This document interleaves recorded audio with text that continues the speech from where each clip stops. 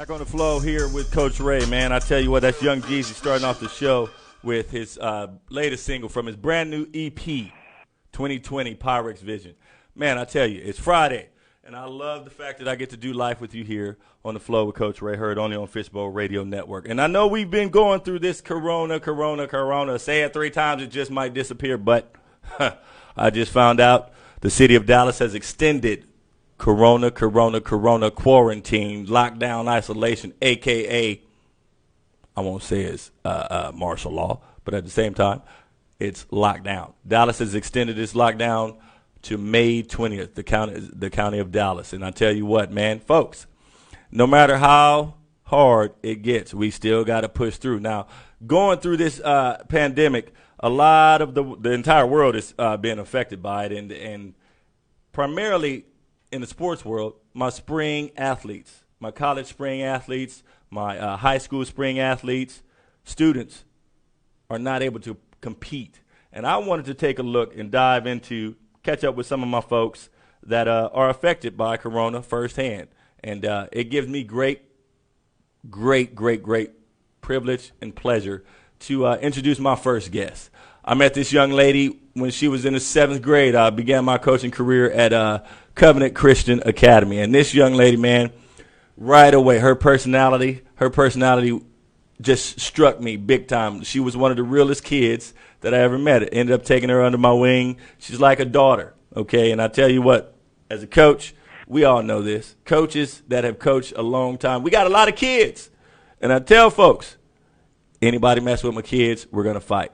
But thank God that I've been able to watch this young lady grow on the track and field and off the track and field, and she's grown into one of the most amazing women that I've ever met in my life. And she's attending Dallas Baptist University, running track right now. And I'm talking about my favorite track star, Brazilian Blaze. My tongue got twisted right there because his mustache growing things out. But Deb Silva.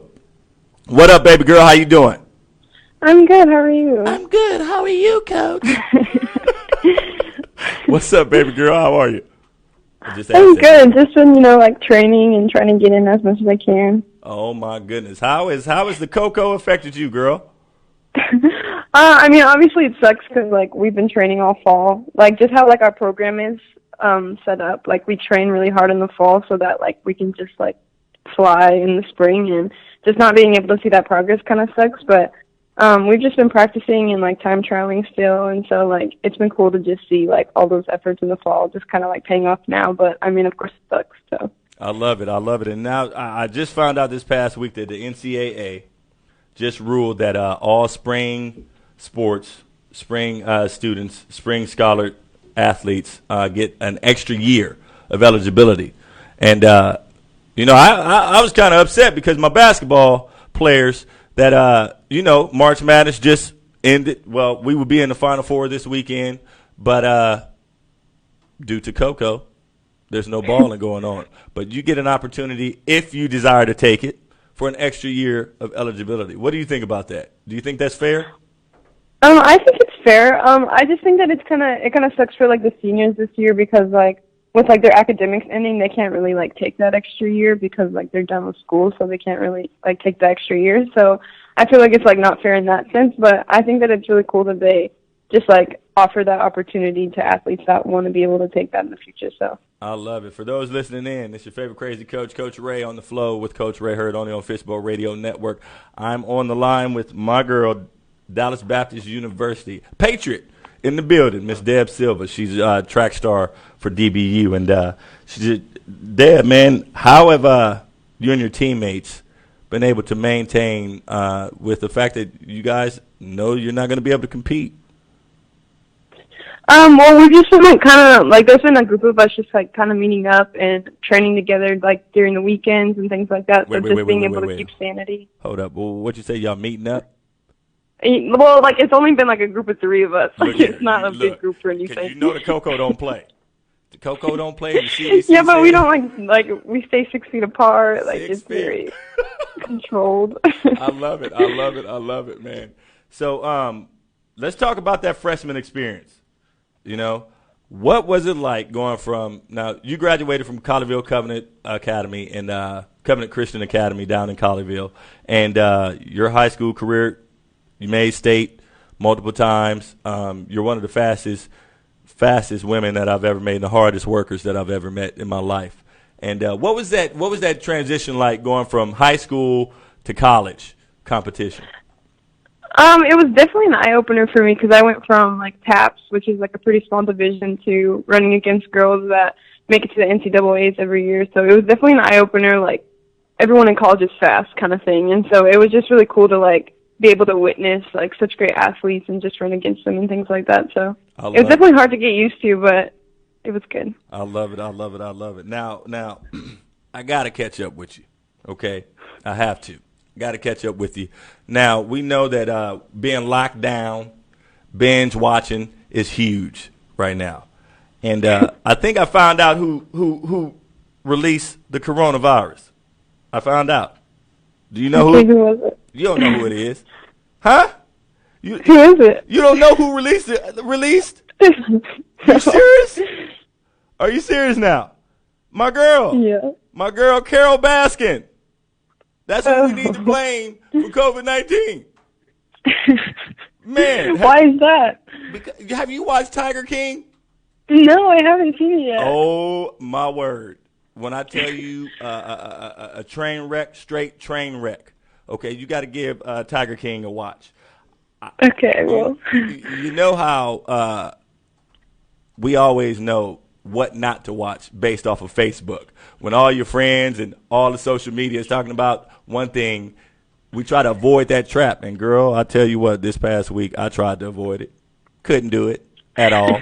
I'm doing show prep. I'm saying to myself, I got to find what's going on in the world. What are people looking to right now in the midst of Corona? You know, how are they releasing and just entertaining themselves? And lo and behold, everybody and their mama was putting Tiger King.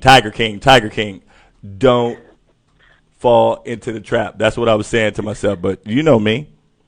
I watched one episode, and Netflix is so rude, it doesn't give you an opportunity to just say, process what you just watched. It immediately jumps into another episode. And I'm like, oh, my goodness. After one episode, Deb, I found myself watching the whole thing. And, girl, when I tell you, you want some good laughs, watch the Tiger King, okay? But at the same time, what have you what you been watching? What's on your hot list? I've been binge watching Grey's Anatomy again. I've seen the whole thing already, but I just love it so much that I've just taken the time to watch the whole thing again. Oh God, Grey's Anatomy, man, I love it. So one of the things that you what I'm gonna encourage you, because I know you're a baller, and I still wish you would have continued playing basketball, but it is what it is. God is good, and He allowed the opportunity for you. But April 19th, The Last Dance is coming on, and that details you. Were you born in 1997? No, I was born in 2000. Oh my God! Well, look, one of the last greatest teams that you could ever watch on the basketball court, the Chicago Bulls, August 19th. The Last Dance with Michael Jordan and the whole Bulls squad. That documentary is coming on. I'm looking forward to watching that. So if you want, I always tell you, you got to look outside of the box for extra motivation. I dare you to watch that. I dare you to. It's going to be great, man. But in the meantime, how's mom and dad? They've been good. They've been good. My mom's been really psycho about cleaning and not letting me out the house and things like that, but it's been good. Locked down. The Brazilian blaze, the only thing that can slow you down is mama. I love it. I love it. So I know you got to get back to training. Give me something that you would encourage young athletes today to push through. I would just say to just keep pushing through mental blocks and just continue to work no matter what and things like that, and to just keep pushing towards your dream. I love it, man. And most importantly, keep God first, my dear. Yes. Hey, I'll catch up with you in a second. I love you. Thank you for just taking the time to do life with Coach Ray. I appreciate you. Of course. All right, baby girl. Well, look, before I let you go, I want to intro this next song. It's Travis Green, one of my favorite songs to remind us, even through Corona. Say it 3 times, it might disappear. Even through this nonsense, that God is always with us. God is always with us, and that's my encouragement for you all out there. You don't think he's walking with us? He is. You don't think he's got a hand on everything? He does. And you don't think he's going to show up and show out? He will. He's doing it right now. But this is Travis Green with one of my favorite singles, Deb. This is Won't Let Go on the Flow with Coach Ray. I'll holler at you, baby girl. Alrighty. All right, dear. Smile, man. All right, bye. All right, bye.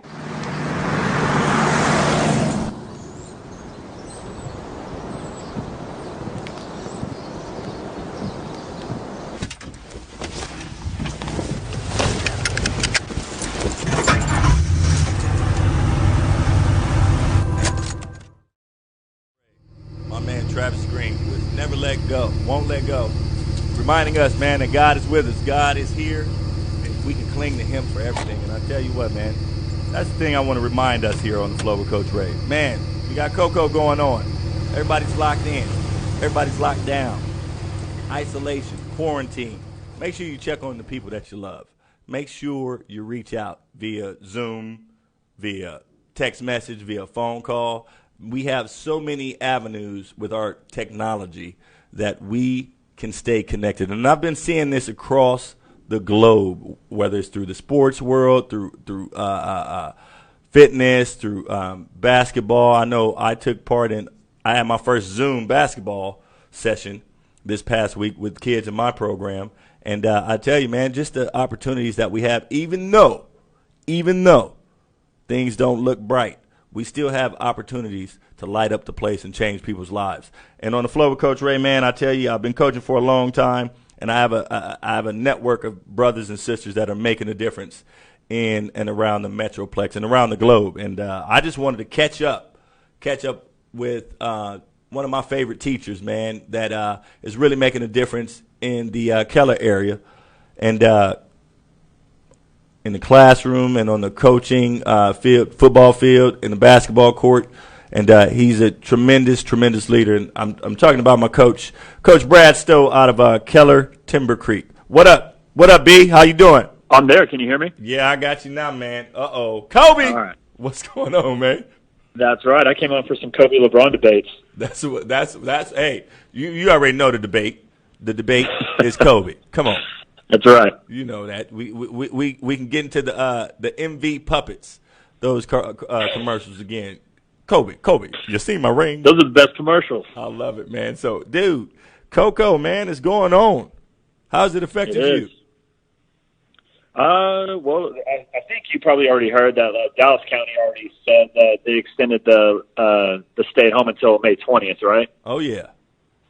Yeah, so no, it's affecting us big time. You know, we came back from spring break not being able to go to school, so there's going to be no spring football as far as I can tell. So we're just trying to get our athletes ready through Zoom meetings and just keeping them accountable and trying to get them on through some routines with sending them workouts at home and everything like that. So that's what we've been doing so far. Man, I tell you what, when you started school this year, I guarantee you didn't think that school was out for the summer in March. Nope. I pretty much have a 6-month summer, so that's how it is for all teachers. But, to be honest, it's actually not even that way just because these past, until, school ends, it's basically the same thing because we still have to do Zoom meetings with our students. We give them instruction and give them assignments online. And we also have, designated times where we're supposed to meet with them on Zoom. So, we're actually staying busy throughout the day. So we're still keeping these kids on track and making sure that they stay in school even though they're stuck at home. I love it, man. And how have the players responded, bro?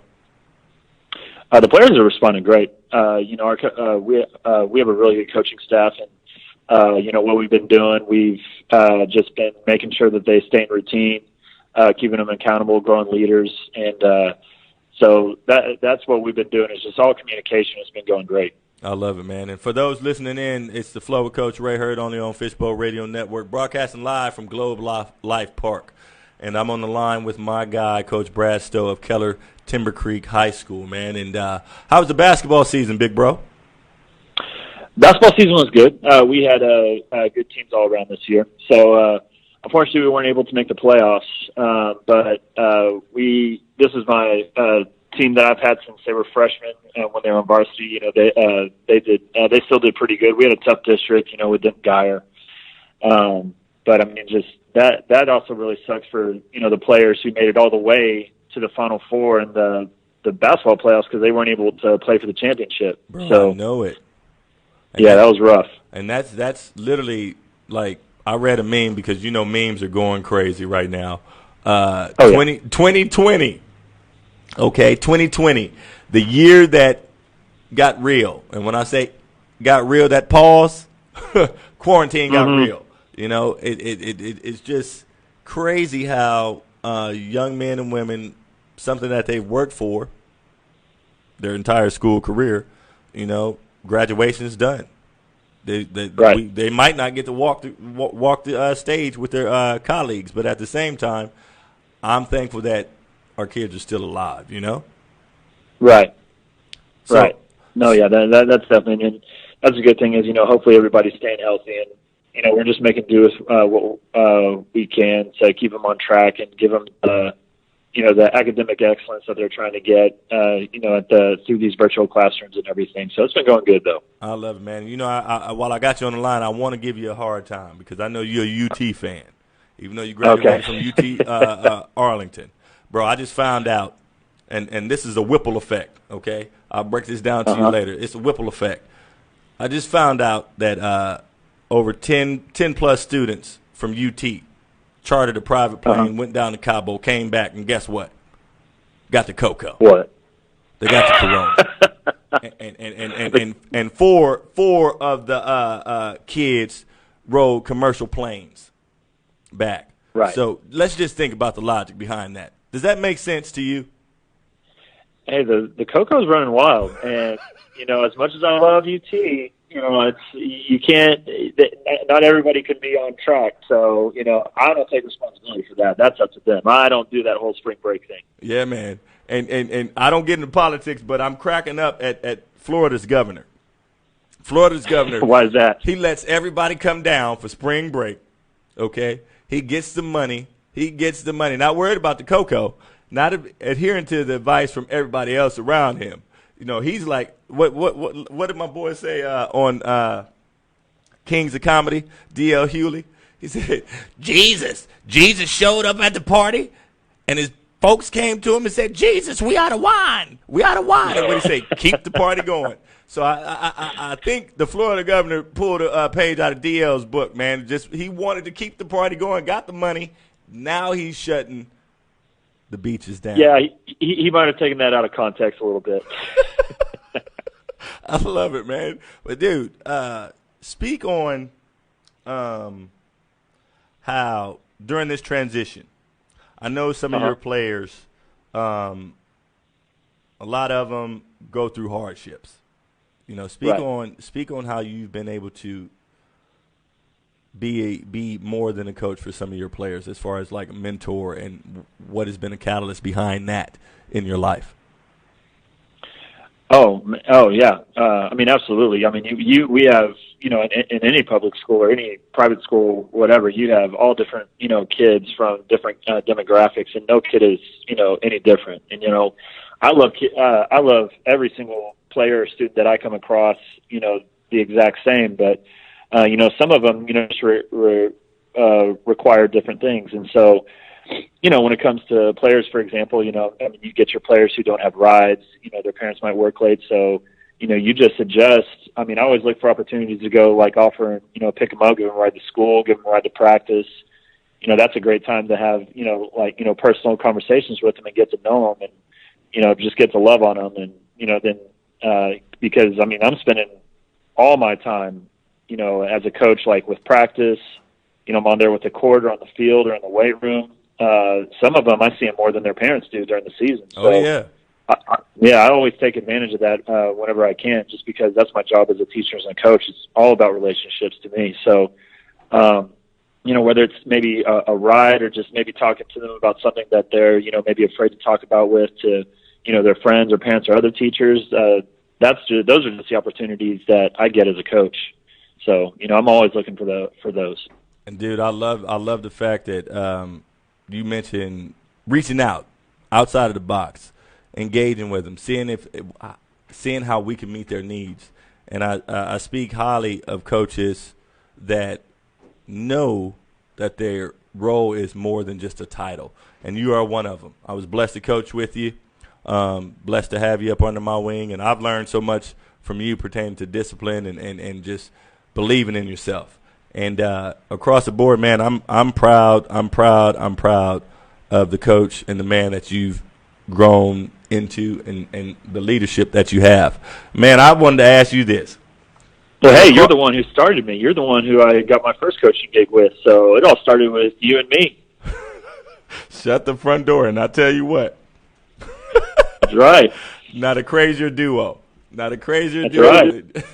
You and I. 1-2 punch. 1-2, bang, bang. And I think, we talked about the Fabulous Five, but we won't bring that up. No. And our legacy in their life. But you're a baller across the board. Have you been paying attention to TikTok and how NBA players have capitalized off of this? I've been watching their TikToks, even though I don't have a TikTok, because social media has nonstop supplied me has been shoving TikTok down my throat. So I have no option but to watch TikTok videos. It's like everywhere. TikTok. But they're entertaining. Very entertaining, man. The baddest one that I've seen. Have you been to Crib Chiller yet with Shaq and the boys? I have seen those. Oh, my goodness. Talk about downtime. These knuckleheads are just having concerts. It's hilarious. I saw that. Isn't that the one with the Suns? Yeah. Yeah, man. I saw that one. And you know what I said to myself? I knew I was going to have you on board. You and I, we got to do a TikTok with Wu-Tang Clan. You think they're ready for that? Protect your neck. Protect your neck, baby. Protect your neck across the board. For everybody tuning in, this is my guy, Coach Brad Stowe out of Keller Timber Creek. Just doing life with Coach Ray on the flow, man. I wasn't able to talk with you about the legacy that Kobe had on your life. Speak on that, big boy. Oh man, well, I mean, it's you were probably. I mean, I had probably like 40 people text me, several months ago whenever he passed, and I had, several people call me, just because I was always an advocate for Kobe. I always loved watching. I always watched, Kobe, the Lakers play. If anybody insulted him, I would jump on them on social media. Just kind of like for fun.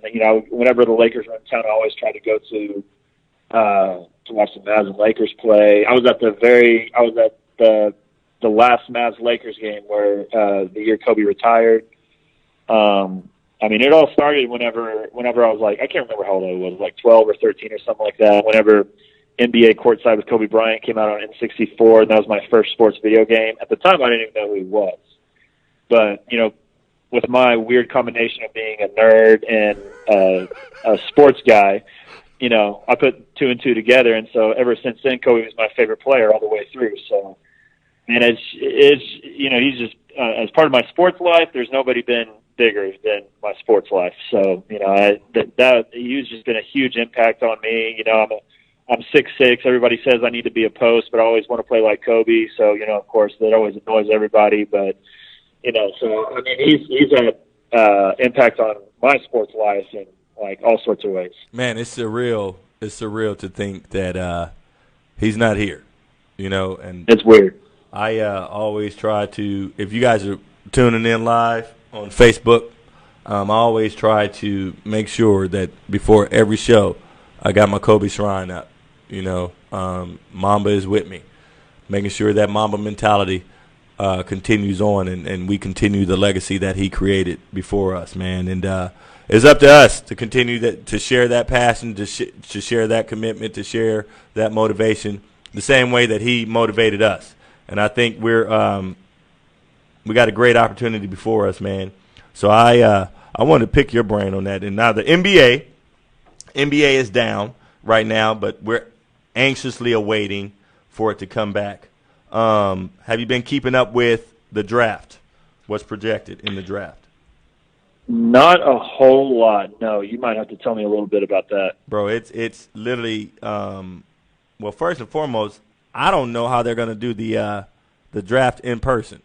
We might have our first interactive draft, which can you Zoom someone? Like Zoom pick somebody? Might as well Zoom the draft. That's what everybody else is doing. So literally, what's my guy's name? I got to get back to that. But the Wooden Awards finalists for College Player of the Year. My guy from Dayton, Obi Toppin. Okay, he ended up winning the Player of the Year. He took Dayton. Dayton went 29-3. The last time that a team in that division, in that conference, did something that great was St. Joseph, when Jameer Nelson and my guy, paranoid schizophrenia, Delonte West, LeBron's stepdad, he was on that team. But Obi Toppin, bro, this kid, he's a redshirt sophomore, and my dude, he should be a top 10 pick. My guy Azubuike out of Kansas was another one that was in the top finalists for the Wooden Award. But it's crazy to see that the season wasn't even finished, but you can declare who the Wooden Award winner is. It's been weird, bro. It's been weird seeing all this across the board. I think I know ADs in the NCAA, they're preparing for a possible financial crisis from the 2021 season. Overall, man, I think we got a lot of work cut out for us. My heart definitely goes out to all the players that weren't able to compete in March Madness this year. But, of course, in light ESPN fame, they did the ESPN Greatest College Player Tournament, and you already know who won. Oh, right. I could probably already guess. So MJ took the title, okay? Right. But here's a debate for you. Here's a question for you before we get into the debate. Why doesn't Kareem Abdul-Jabbar receive more credit for the work, his entire catalog of basketball? Why do we not consider him to be the greatest basketball player? I think he just kind of gets crap for the longevity thing, first of all. He also had Magic, and, he wasn't always the flashiest player, kind of like same thing with like Tim Duncan almost. Like, he was an athlete, he was fun to watch, but I just think for some reason it's just like a combination of a bunch of little things because, statistically, he should, he's a top 3, top 5 player of all time, right? Yeah. So I don't know. I think it's just a combination of all those little things of, he got paired with Magic, with Magic. They feel like it's a longevity thing because he, played. He had, like a boring, skyhook and all that stuff. But man, he had one of the best games I've ever seen. Man, dude, the guy never lost. He never lost at every level. He won a high school championship multiple times, college championship multiple times, NBA championship multiple times, and the leading scorer, the number 1 scorer in the NBA. I'm just like, wow, how did Jordan? But it's a popularity contest. We already know that. We already know that. And before I get you up out of here, bro, hey. All right. You watch Tiger King? 2 episodes in. I'm 2 episodes in, yes! And, it looks like it's about to get crazy. Yo! Oh, my goodness. Bro, I'm just going to tell you who started Corona, who released it. Carol Baskin. What, who are you going to say? Carol Baskin. You don't think it was Joe Exotic? No, it wasn't Joe Exotic. It was Carol Baskin. Oh, okay. Oh my So that's goodness. a theory, huh? But dude, that's a conspiracy theory. But here's the thing: I know you're on episode 2. You're about to be on episode 3, and it's about to pop off. I think that's a Carol don't spoil it Baskin for me. episode. Okay. One question I have: How did Carol get away? How did she get away with killing her first husband?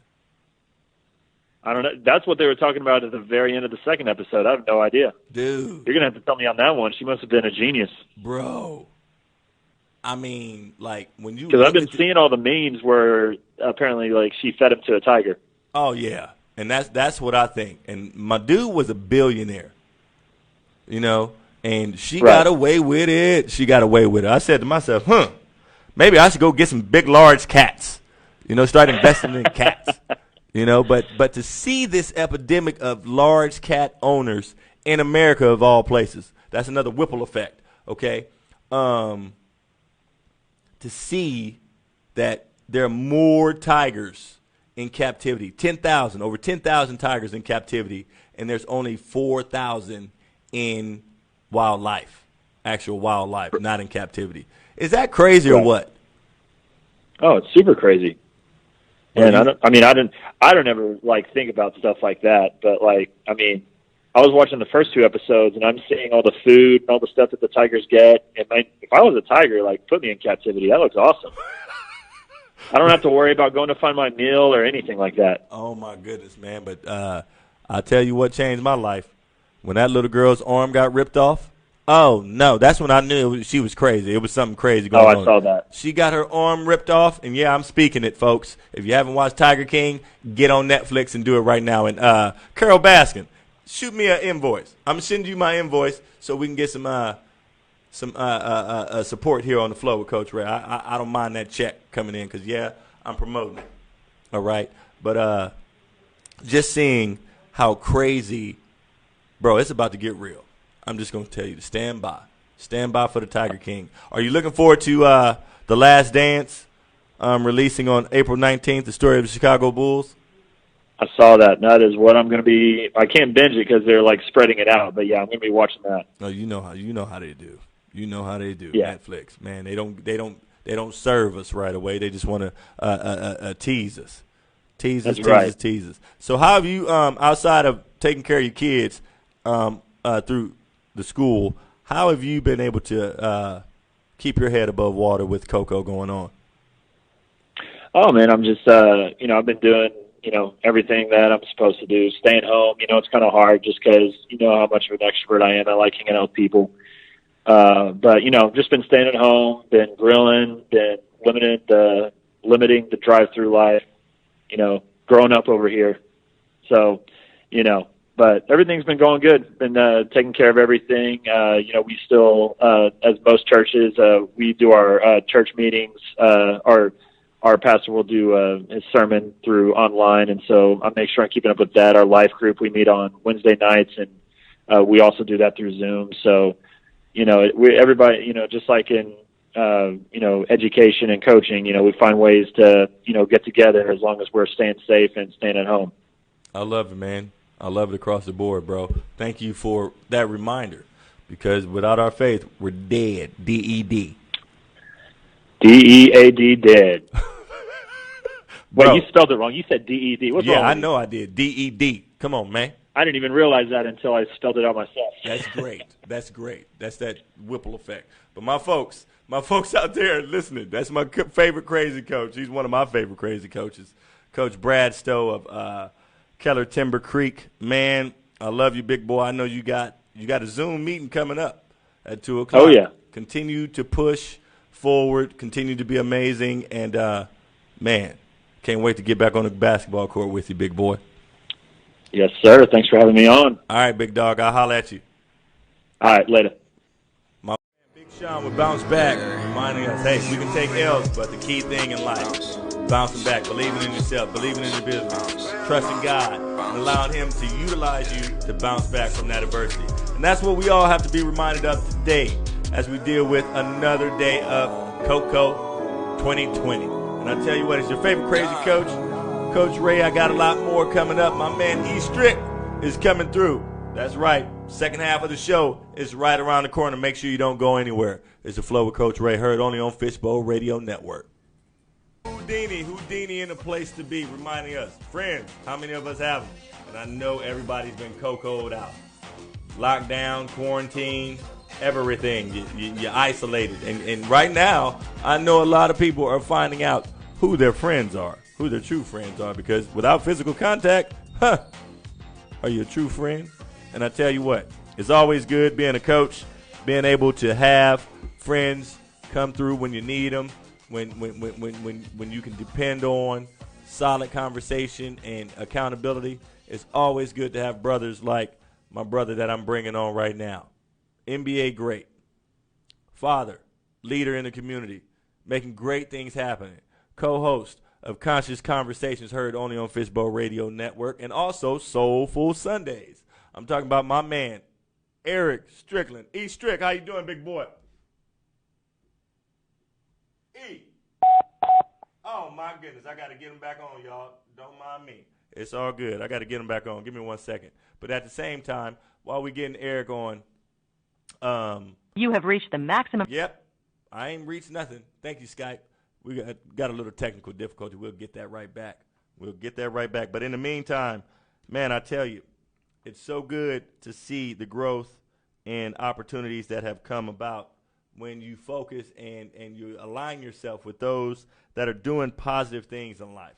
Regardless of what's going on in the world, it is so important that you have that support system around you. We're nothing without that support system around us. And I tell you what, man, this guy has been doing great things, and I'm looking for Erik. You better pick up that doggone phone because you know what Coach, my man. I'm here, man. E. Strick, how you doing? I'm doing great. How are you? I'm doing good, big dog. Thank you so much for stopping by with Coach Ray on the Flow with Coach Ray. I tell everybody, man, you never know who will stop by and do life with me. And man, we have Coco 2020 going on. Everybody and their mama is isolated, quarantine. Man, how has this affected you, big guy? Well, in multiple ways, because I'm an entrepreneur, business owner, and then of course my kids are in college, and then when you deal with divorce and different things like that, your kids are away, so you're not able to spend personal time with them like you normally would because they're in different states. But other than that, it hasn't been too bad. I think I've learned. I come from a communication generation, so this isn't abnormal to me. This isn't a situation where I'm not used to it. I'm used to communicating by way of phone, whether it be face or in multiple ways of communicating, not necessarily by text only. So this isn't a difficult time for me for the most part. I like my alone time, and then I like the time with my wife that I'm able to spend as well. So it gives me a good balance. I love it, man. And you speak volume on just taking advantage of that time and the fact that you're not able to speak with your kids frequently as you want. It's always good to still be able to pick up a phone and FaceTime. And man, I wanted to first and foremost say congratulations on Conscious Conversations with Pastor D and Lady Morgan B. Man, you guys are doing great things with the opportunities that presented to you, man. How's everything going with the show? Well, truly, I'm loving the show. I think Conscious Conversation is doing a little something different. Obviously, we're Christian. We love the Lord, and we operate with a kingdom mindset. But we also want it to be understood that we're people too. Yes. And people, the mantra of our church is we're real people with real issues, but we serve a real God who can do real things. And so we take a standpoint that we don't want to just have just dogma about the Word of God. We want to take the Word in context, and we want to be able to decipher that and make it real for people. And you know, people live real lives, and we want to be able to just really talk about real issues and deal with real things that people deal with or think about or consider or are feeling or experiencing from Sunday through Saturday until they get to Sunday. And it's similar to a refueling station. We want to be a refueling station for you, to where you can come and really just have deep thought, consideration, you know, and just maybe get some of the questions answered that maybe you were thinking about. And we don't want to browbeat you with words, but we want you to understand that that's the rock of our foundation. And we don't want to also judge you, you know, from your opinion or your thoughts or the way that you may feel about it. But we want to just be able to help to understand, because that's what's been lost in our systems of the day, Coach Ray, is dialogue. Yes, sir. Is debate. You know, those things have been lost, and so we want to get back to that, man. And that's what we're using Conscious Conversations for. I love it, man. You guys have spoken tremendously in my life, and just being able to hear and see the effort and just the message that you guys are bringing, man. Hey, folks, y'all need to tune in right here on Fishbowl Radio Network. Tell them what time you guys are on air. Yeah, we tune in on, you know, Conscious Conversations at 11 o'clock, Studio C, every Tuesday. Come and join us, you know, and hopefully we'll be able to open it up and allow more questions at some point. But, you know, just deep thought, and, you know, you'll be able to tap into us, and we'll give you all of our handles and all of our email addresses. But, yeah, join us at 11 o'clock on Fishbowl Radio Network. I love it, man. Every Tuesday. You know, you and Pastor D, I got to give a huge shout out to Pastor D, because I got to partake in this past week, the first time for me, the lab Bible study that you guys had going on, and man, it was tremendous. Speaking on fear, is fear real? And I tell you what, that is a great topic, because we are living in a very fearful day, and I share with my listeners out there, man. It doesn't matter what you're facing, man. On the other side of fear is that victory. And you being a NBA great, God bless you with 9 years in the league, man. Just speak on some of your experiences in which you had fear right in front of you, and how did you attack that fear from a biblical standpoint? Well, you know, that's kind of crazy, right? So, you know, I was blessed, man. I was blessed, you know, gifted athlete. Crazy things. Football was my best sport, and yet, you know, I stepped out on faith and took a chance at basketball, to which was, you know, probably my least most athletically gifted sport. I was drafted out of high school professionally for the Florida Marlins, and played 3 years in the minor league system, or 2.5 years. And so football was definitely my best sport. And so to then quit playing football my junior year, and then, you know, and then get to a point where I'm in a minor league system, they're trying to promote me, and to say I'm going to shoot at basketball, to which, you know, I was possibly not going to be drafted. Right. And, you know, those are some times when you're a little fearful. And then when everybody's telling you, you know, you're too small, you don't do this, you don't do that, you know, they're giving you all the reasons to why you should not pursue, and yet you do. And so I can run down a whole gamut of it, you know, of different situations, but I knew what I saw. You know what I mean? I think that's one thing you got to look at, man, is you got to really consider and look at, you know, what did God show you? You know, what did you see? What was the vision that you had? What were the dreams that you were getting, you know, when you were younger, or when you were, you know, in your college years, or whenever those times were? What were you seeing?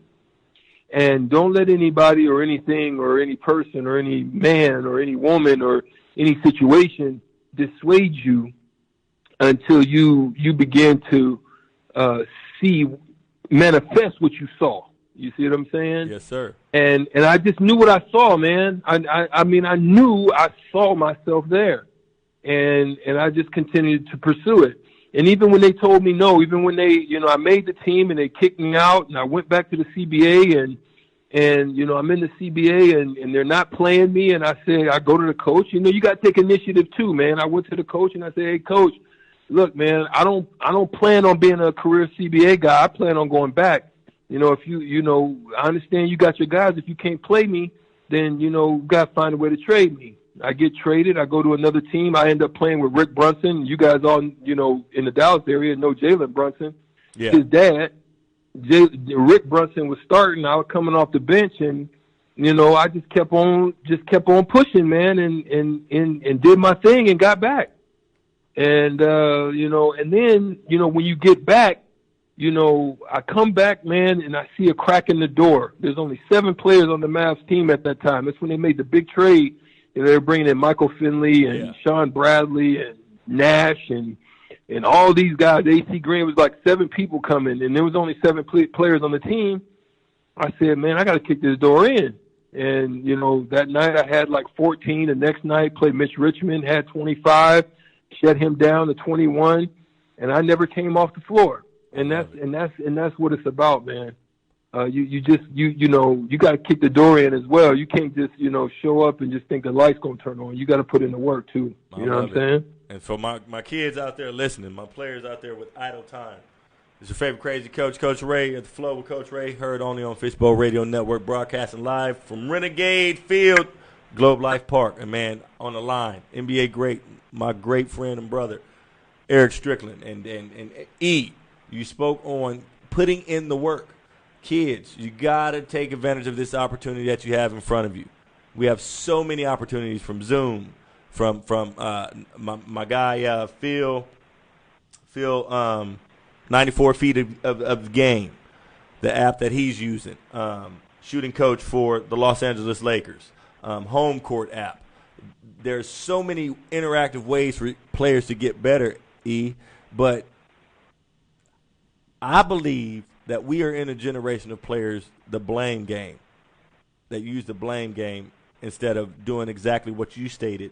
Put in the work. Hold yourself accountable to be ahead. What would you advise? Speak on the blame game, man. I think that's why you're better than me, Coach Ray. That's why I think I stopped coaching, man. I just began to see that, a lot of kids weren't built like me, and that's okay. You know what I mean? You don't have to be built like me. I just was driven a little bit different. And so I think that was a frustration that I just didn't want to impart to kids. And then you begin to see sometimes the parents kind of interject that. You have the parents sometimes trying to live through the kids, and that becomes a problem because, it clouds vision. And parents begin to be unrealistic with kids. Some kids that aren't putting in the work, and then, you're not telling them the real story, and that's doing them a disservice. I digress with that. But nonetheless, I used to do things, man, that was unusual as a kid, man. Everybody, all my friends, even back in the day, even though we didn't have the PlayStations and the 2Ks and all that, all that stuff that's available to the kids today, the Netflixes and the binges and all the tools and the games and all the stuff.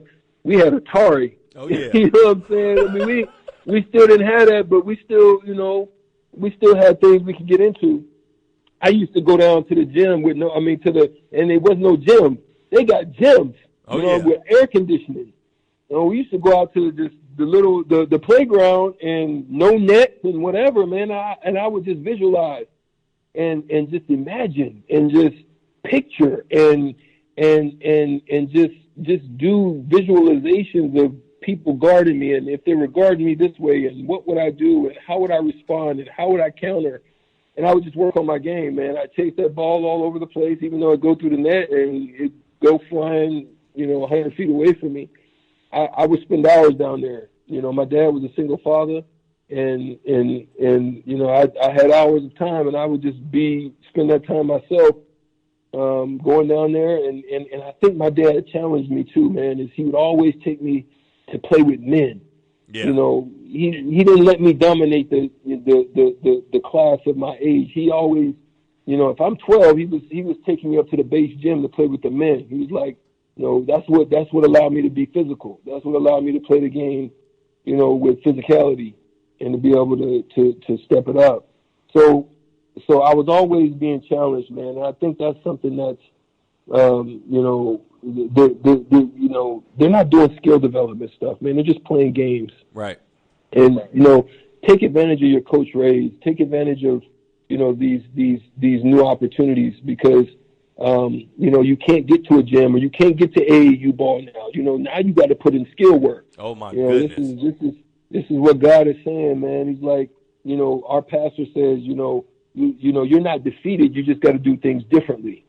And so now it's time to do things different. You got to put in the skill work, got to put in the speed work, you got to put in the footwork. You got to, you know, I used to get outside, man. I didn't have no basket. I just put a picture and just act like that was the rim. And I just shoot, you know, the ball as if it was the rim.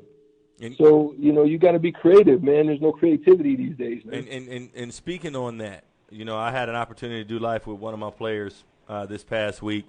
And, of course, we're outdoor maintaining the 6-foot perimeter. But we were doing a shooting development, and he spoke on the fact that, you know, he said, man, I feel weird because the sun is beating down on me. You know, and I told him, I said, son, you got to understand, when I grew up, in order to get better, we're hitting that basketball court in the middle of the projects. No trees, no shade, no nothing. You got to find, in order to hydrate yourself, you go out there, you take a cold jug, you know, you put it in the most shade that you can find, and by the time you get 20 shots up, you better go drink something, you know. And right. I share with them, you got to challenge yourself. This right here, regardless of the circumstances that you're around, you spoke on imagination. That imagination that you have to take your mind away from your circumstance in order to get over your circumstance, you know. And man, yeah, when I think about you, bro, like you were in the league, going up night in, night out against some of the best players in the league. You know, AI. You were dude. Speak on that, man. Listen, Doc. I mean, I was blessed to play in the crossover generation, so yeah. I got to see a lot of the top 50 of all time. You know, the Drexlers, the Barkleys, you know, the Olajewans, the Ewings, Jordan. You know, all of them. Pippen. I got Gary Payton. I mean, that was what it was like every night. Gary Payton, Tim Hardaway, Penny Hardaway. You know, John Starks, you know, Reggie Miller, and then, you know, John Stockton, and, you know, Kevin Johnson, and Nick Van Exel. And, you know, I mean, it was like a gamut every freaking night, bro. Bro, that's a golden era. Blaylock, and, you know, you just keep going down. It was every night, bro. It wasn't a night off.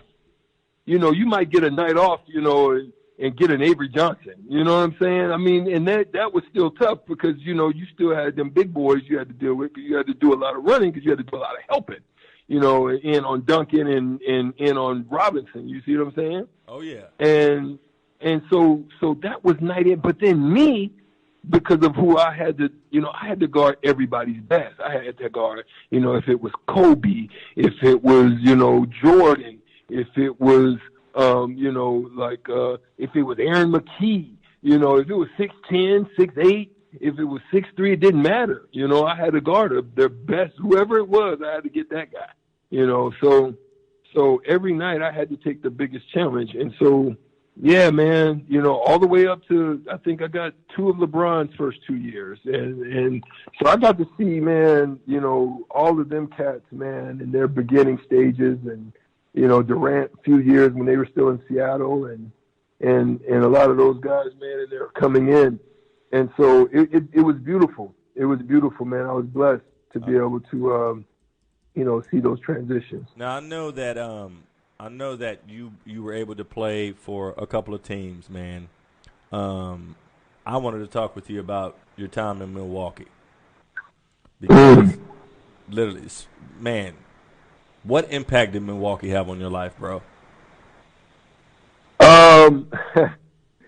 So Milwaukee was the place where it was my true enlightenment with my relationship with Christ. It was the bridge in which I was really walking in my divine relationship with Him, and walking alongside a good brother named Michael Redd at that time, and we had a good. I think they labeled me the captain. I think I was the second oldest guy on the team at that time. It was me, Tony Kukoc were the oldest. Tony was older than me, and it was a bunch of young guys, man. Your Desmond Mason, Dunk, think he won a championship or second, and good young crew of guys, and but that was just a time, man, where I really found myself, and thereafter, man, the Lord called me to retire and to raise my son. So it was a good transition point for me. It was a place where the Lord sent me for my isolation. I love it, man. He was sent me for my to equip me for the next steps of my life. Now, in my relationship with Him. Now you spoke on isolation. The Lord sent you there for isolation, and even though He sent you there for isolation, He equipped you with the right people to help you in your transformation. And man, when I found out that Michael Redd was pivotal in that transformation for you, man, it brought back great memories of Redd being in the league. His demeanor. He wasn't a cocky player. He'll just go out and light you up. He'll give you buckets. Yeah. Give you straight buckets.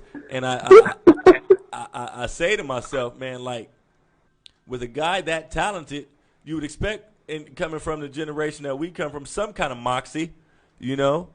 I just dropped buckets on you. I just gave you a quick 50-piece, Right. But he was. And keep it moving. He just kept it moving. He just kept it moving. Yeah. And it got me to question, like, man, somebody's so talented, everything is thrown at him. We're talking about one of the elite shooters during this time. Yeah. But you never heard anything negative about Redd. Nah. Yeah, man. He loved his wife, man. Got married, just loved his wife, loved his family. Just, he was a good man of God, and he was real authentic. He was one of the real ones. Matter of fact, he kept me balanced, man. Even when I wanted to sway, I couldn't sway. It was like it was like I couldn't be fake, man. I couldn't toe the line of fallacy, man. I couldn't do it because, man, it was an authentic, real brother that was looking me in my face. Not that Michael was judging me. Mike didn't judge me at all, man. He just was up straight, and just his life, man. Just his life, his authentic life would just speak to me. You know what I'm saying? I love it, man. I love it across the board because, it's during times of our life, especially as men, as our walks, and especially being a believer, it's not an easy road. Of course, we were told that it will not be easy to follow me. It will not be easy to follow me. And, especially being an NBA athlete, everything's thrown at you. And just in life in general, you don't have to be an NBA athlete. The enemy comes to steal, kill, and destroy. And not going into church, but just speaking straight fact, he ain't gonna stop until he gets you off. Whether you're a doctor, whether you're a teacher, male or female, we are going up against a major enemy. But at the same time, the beauty of the challenge that we face is understanding that we have that reassurance, we have that hope to cling on, and through Jesus Christ and through our brothers and sisters around us. And the important thing is aligning ourselves with like-minded believers. And I think that in the sports world, that can often be overshadowed by the glitz and the glamour. You know, can you speak on that? You said, can I relate? Yeah, can you relate to that? Absolutely. No, you're absolutely right, man. And shoot, listen, I'm no different. I'm flawed just like the next person. Yes, sir. You know what I'm saying? I've made mistakes just like the next person. I've been divorced too. You know what I'm saying? You know, I've lived great, been blessed, had money, lost money. You know, went through 2008, lost just like everybody else. Made bad decisions. And you know, I've had to, you know, I think another misconception too, man, is when you give your life to Christ, man, you think that everything's going to be all right, man. It is. Everything is all right because all things become new. But that don't mean that everything in life is going to be gravy. You know what I mean? It's not going to be a gravy train. You're going to experience some things. And a lot of it is to make you better, to make you greater, to make you stronger, to make you more resilient, to make you more patient, to make you more kind, to make you more loving. All of it there's a purpose behind it. It's never to kill you. It's never to do. That's the enemy. That's the enemy's job. It's always designed to make you more better. And if you can understand that as the Bible says, all things work to the good of those who love the Lord and are called according to your purpose, then you'll be able to live through those situations. Man, I've sat in lines for food stamps. It's one of the most humbling things, but that's what happened when I was, going through ministry.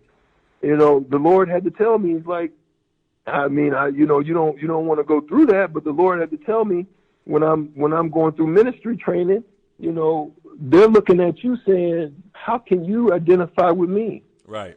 Erik Strickland, you played with the Mavericks, you this. That's how they see you. You see what I'm saying? They're going to say, you got it made. You did this. No, I've been homeless. I've sat in the line waiting on food stamps. I've done all of it just like you.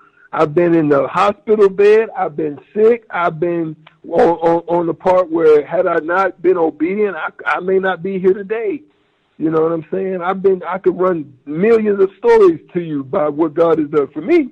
Yes, sir. And he's the same God that's able to do it for you. I can't tell you what he's done for you. I can only tell you what he's done for me, but I know he's able to do the same for you. And that's all I can do. And that's all I can do. And just hearing your testimony, man, it's like a mirrored reflection, of my life, and I'm a firm believer that God does allow all things to happen for the greater good, for those that love Him and those that He's called. And man, it's so awesome. It's so awesome and reassuring that the growth that God allows you to walk through, everything that we go through, man, because outside of Corona, life has been a challenge. Life has been a challenge of going through adversity, going through the valleys, rising back up to the mountaintop, so to speak.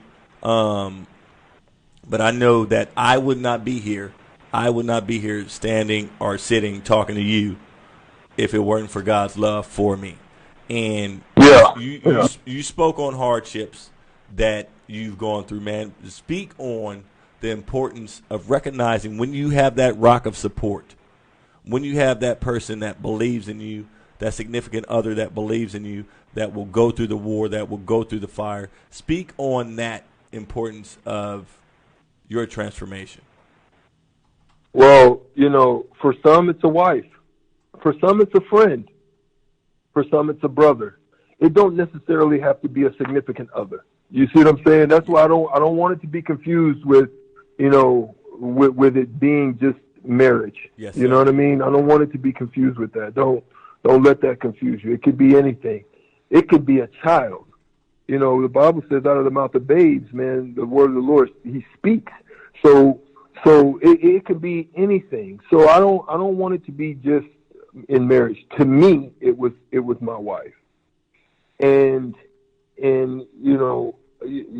after you've gone through the rigors of marriage, which taught me balance. The divorce, the issues of relationship for me taught me that I was an imbalance. And the way that I can explain that, I won't explain it through the relationship. I'll explain it this way in life of the imbalance so that you can see it. So as a person, I could go out one night in the world, when I was in the world, not saved, I could go out and drink water and my boys be like, yo, Strick, you drinking tonight? What's up, man? I got the Henny. What's up? Nah, man, I'm good. I'm just drinking water. I'm good. One night. The next time they see me, Strick, what's up? Yeah, I'm in. What's happening? I'm all in. I'm going tilting it back. I got 3-4 bottles. I'm all in. You see what I'm saying? So that's what I'm saying. Imbalance. I'm either all out or I'm all in. It wasn't no in between for me. And that's how it was in relationships. I was either all in when I was all in and I ended up getting hurt. I went all the way the other way. I'm like, yo, you get in where you fit in. I'm freaking, I'm busting it wide open. It's whatever. You know what I'm saying? It was no balance for me. Carolyn brought balance back to my life. It was when God taught me the imbalances that I was operating in that my wife showed me that she encapsulates everything in balance for me.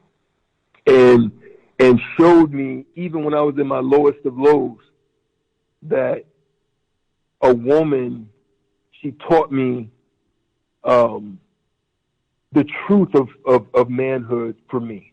When I wanted to push her away, she showed me that I was still the man, even though I wasn't in a position. She was the breadwinner at the time, and now, bless God, he's repositioned me, but he used that as a means of humility for me.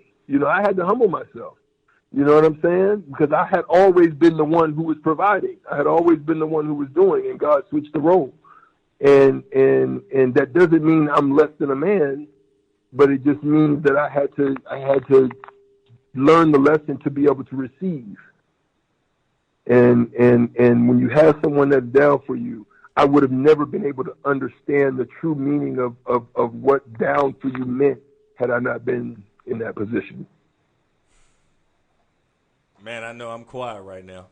I know I'm quiet, but brother, when I tell you you're speaking to me, and I'm so thankful because, man, they say you got to hit rock bottom. You got to hit rock bottom in life to know that who is there for you and to recognize it takes Eric, because when you hit rock bottom, bro, everything in there, every voice that wants to reach you does. It won't stop until it continues to hit the brain, hit the heart, hit the thought process. But it's so important. It's so important. And I know who the homies are. I know who the real homies are. Yeah. And not just men, not just women too. I know who the real homies are because they're the ones that's still there. and you can't take because when you get back up, see, when I was up, everybody and their mama was in your face. You see what I'm saying? Everybody want to ride. Everybody want to roll. You know what I mean? But when you're down, ain't nobody around. Man, and everybody starts fleeing. So E, I know I've been holding. Man, I tell you can't give us the air. Long winds. We are long winds because God has a lot to speak through us. So, man, just understanding who's there for you and who's not is pivotal on that rise, man. And I know you were about to say you can't take everybody with you. And not on the next one. And they can get on the first roller coaster, but when you get on that second one, everybody can't ride. Oh my goodness, I'm learning that right now because I can speak on myself for a hot second. I'm not perfect at all, man. Wild out. I did. Went through a divorce. Broken, honestly, broken, and it was my actions, man. I had to dig deep, and I'm still in the process of doing that. Dig deep to find out what the thesis of my issues were, and you spoke on balance. Whether it's coming up in an imbalanced household, or under a single parent, and you creating values based off of what you've seen your single parent go through. Kids carry that. And in my case, I carried things that I saw growing up, and it affected my relationships tremendously because I share with folks, I was a dead man walking until 26. Until I moved to Texas, I gave my life to Christ. And even after giving my life to Christ, I played church, bro. I'm not even going to lie. I played church. I was Coach Ray. Coach Ray, I put on multiple hats. I tried to serve as many people as I could. And, bro, it was draining.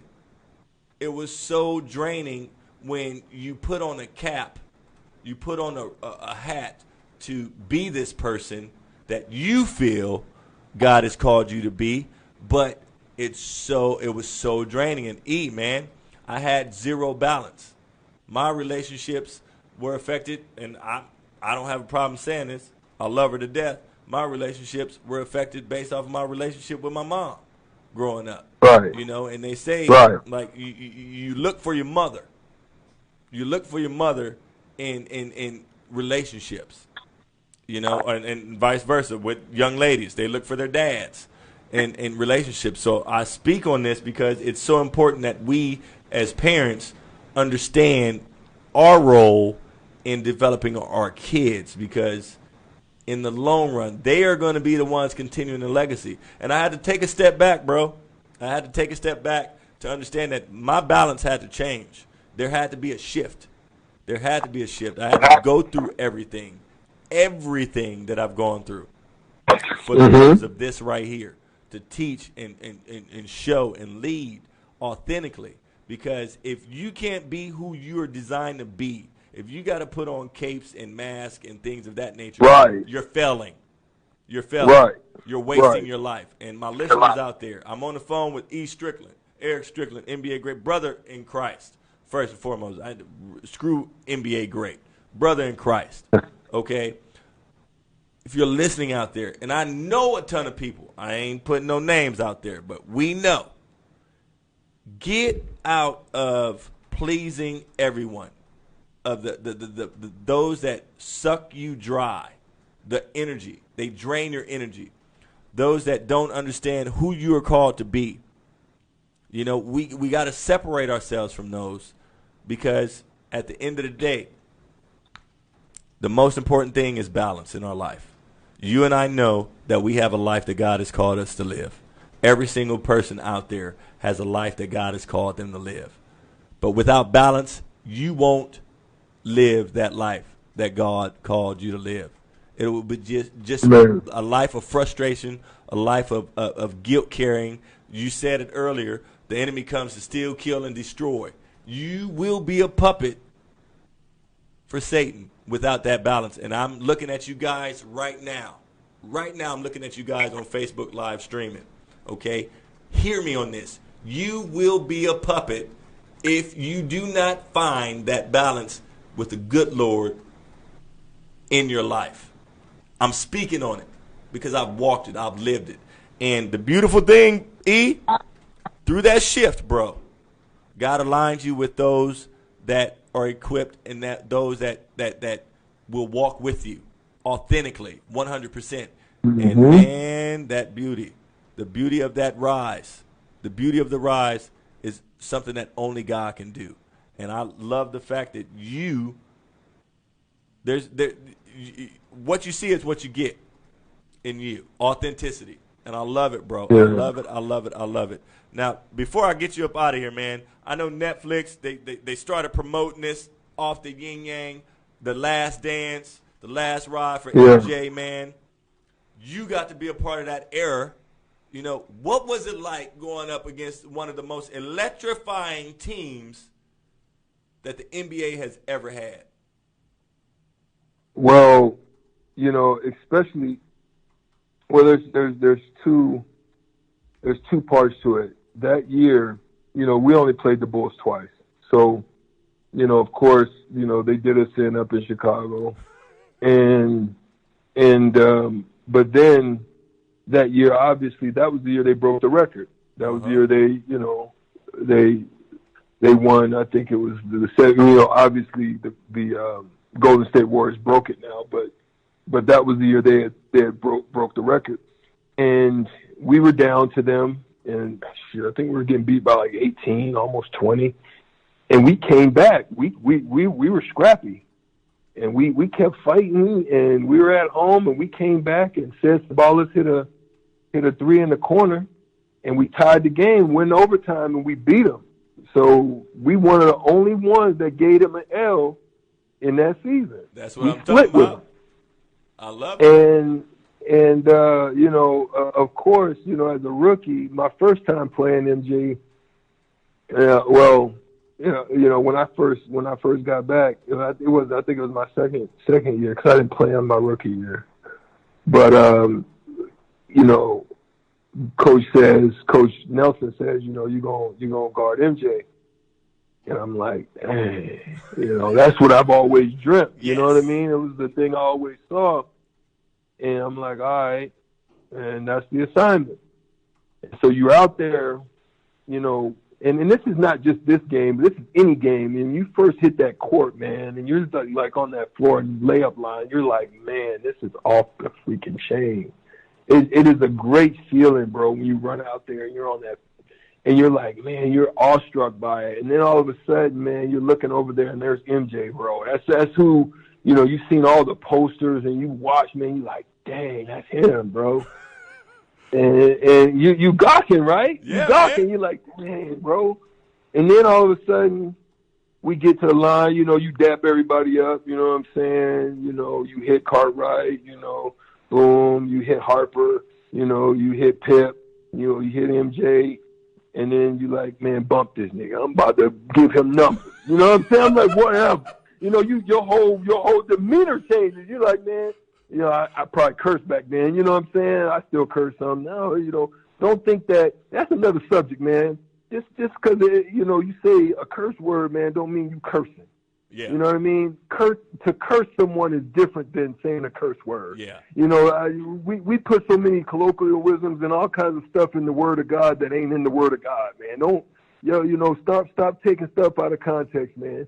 To say a curse word is not cursing somebody. You see what I'm saying? Okay. Anyway, that's another subject. But I probably cursed, and the tip goes up and we at it. So that was amazing, man, to just be out there at those times. I actually got a picture in my theater room, man, of me and MJ. It was in his last years, though, when I was still in Indiana, and he was with the Wizards, man. But it's just good memories, man, of me guarding him. So it's pretty cool.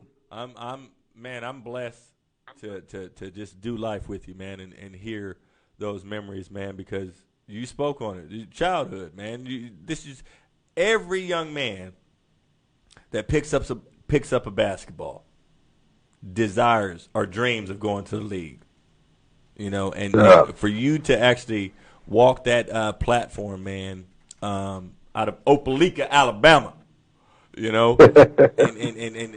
the road that you went through Nebraska, man, the years and the leadership that you set in motion in Nebraska, bro, and to finally go up. I can remember when AI said when he faced Jordan his rookie year, it was like an aura around him. Yeah.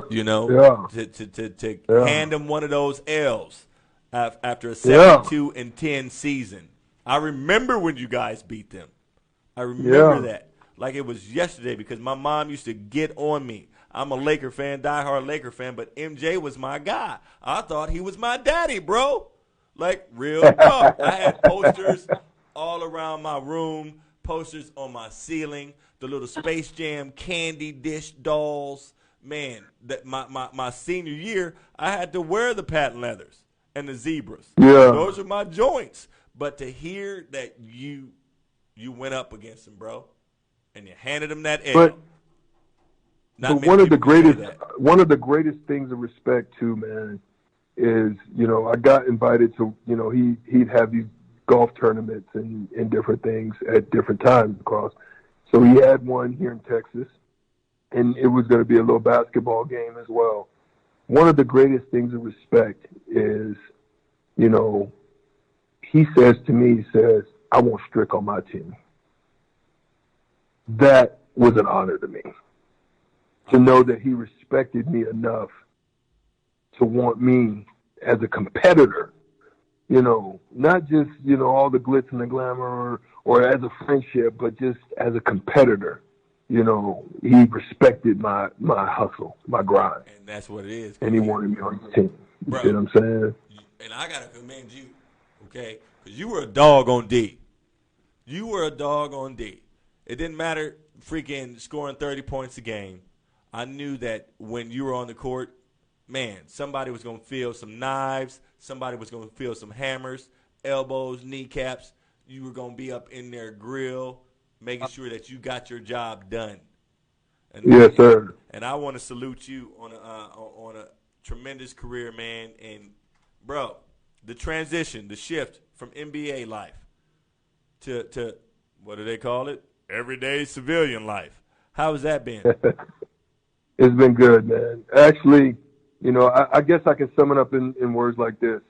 I said, I was blessed to be able to do what I've done at the highest of levels, to play professionally in two sports and to do it at that level. But that's not who I was. Yes, sir. I love business. I love relationships. I'm actually glad. I really am, and I mean this sincerely. I'm actually glad I didn't ascend to all-star status. I really am, because I'm really a people person. Yes, sir. I like to be able to go to the mall. I like to go to the movies. I like to go to dinner. I like to be out. I don't like to be cooped up and have to not be able to go and have bodyguards and not be able to talk, and I don't like that. So God knew he made me. He knew me, So I'm thankful that he kept me in the middle of the road. Yes, sir. You know what I'm saying? I've been a starter in the league. I was a sixth man in the league. And then I was a support man in the league. So I'm grateful I touched every aspect of the sport and was respected in those lines that kept myself in the middle of the road. So and I'm 6'3", so I still blend in. You have to be a true basketball fan to know me. Oh yeah. You really do. So I like that because the real Hooper fans, they know. They know, because you'll slide in on somebody they not even know who you are and give them buckets. Mm-hmm. I love it. Well, E. Strick, man, I look forward to doing life with you continuously, man.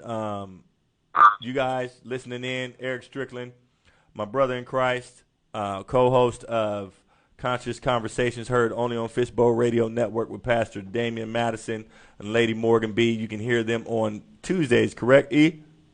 That's right, 11 a.m. 11 a.m. And you know what, my folks, man, they have an amazing thing going on, amazing message of hope, of accountability, of reassurance that, hey, it's going to be all right.